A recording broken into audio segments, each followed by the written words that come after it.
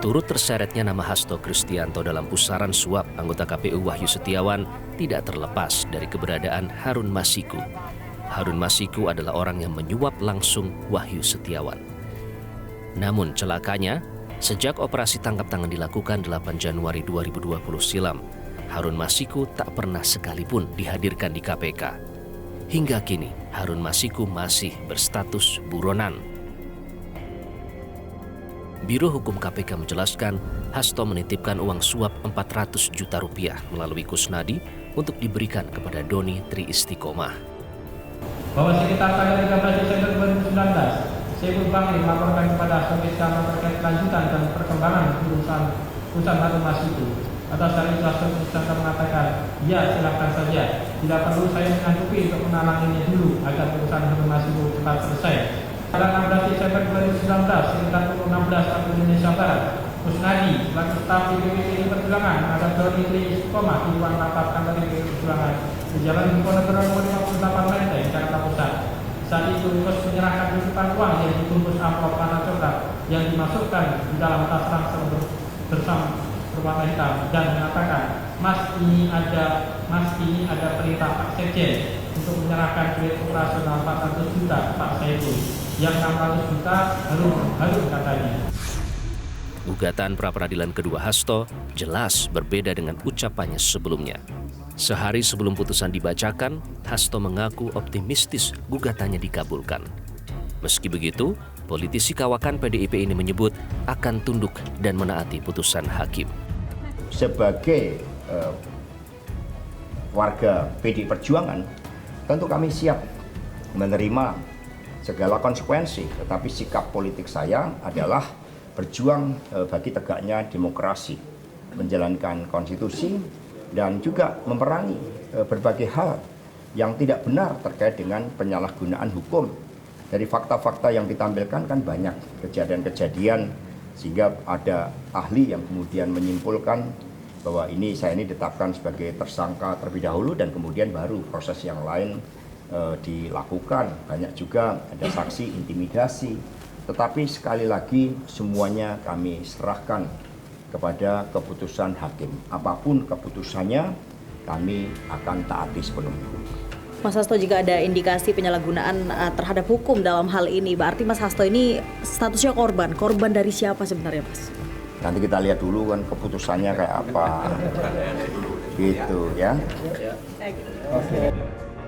Masyarakat Anti Korupsi Indonesia menilai materi gugatan pra-peradilan Hasto hanyalah debat kusir yang tidak esensial. Meski begitu, Maki menghormati hak asasi Hasto.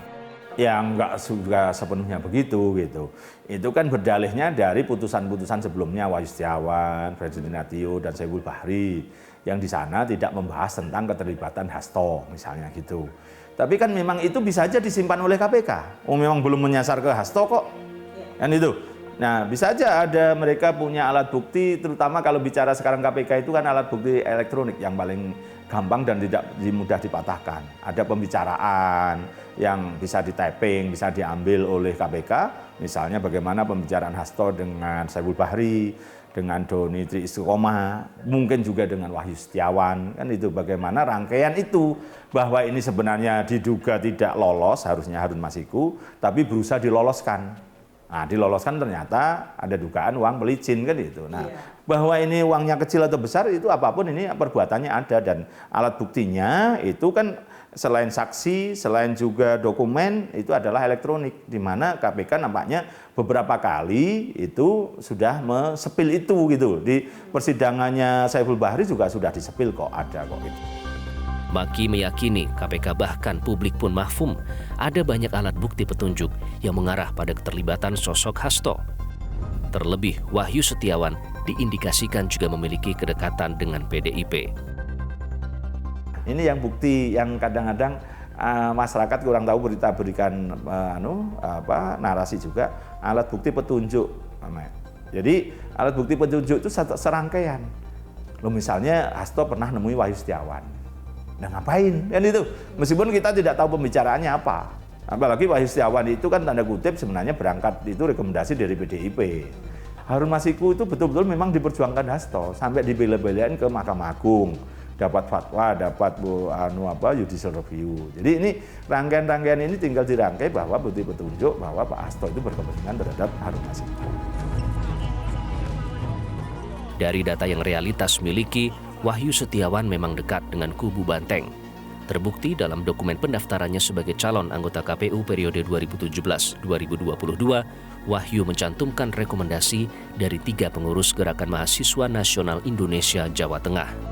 Sementara Agustiani Tio Fridelina adalah kader PDIP dan pernah terdaftar sebagai caleg pada pemilu 2014 dan 2019.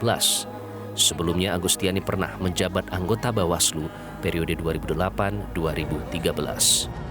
Agustiani yang juga terpidana kasus suap PAW Harun Masiku dan divonis 4 tahun pidana penjara ini sebelumnya juga aktif di organisasi GMNI.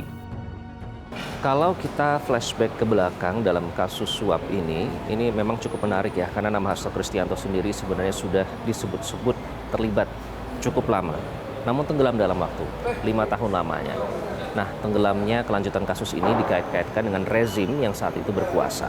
Namun saat ini rezim sudah berganti, peta politik juga sudah bergeser, namun spekulasi politik hukum itulah yang bermunculan di ranah publik. Namun setidaknya paling tidak ada beberapa nama-nama penting yang sudah dicatat oleh tim realitas, antaranya Saiful Bahri, kemudian Wahyu Setiawan, ada Agustiani Tio Fridelina, kemudian pengacara Doni Tri Istiawan yang kini juga sudah berstatus sebagai tersangka, dan tentu saja Harun Masiku. Harun Masiku itu adalah kotak Pandora, bisa jadi menyeret pihak lain.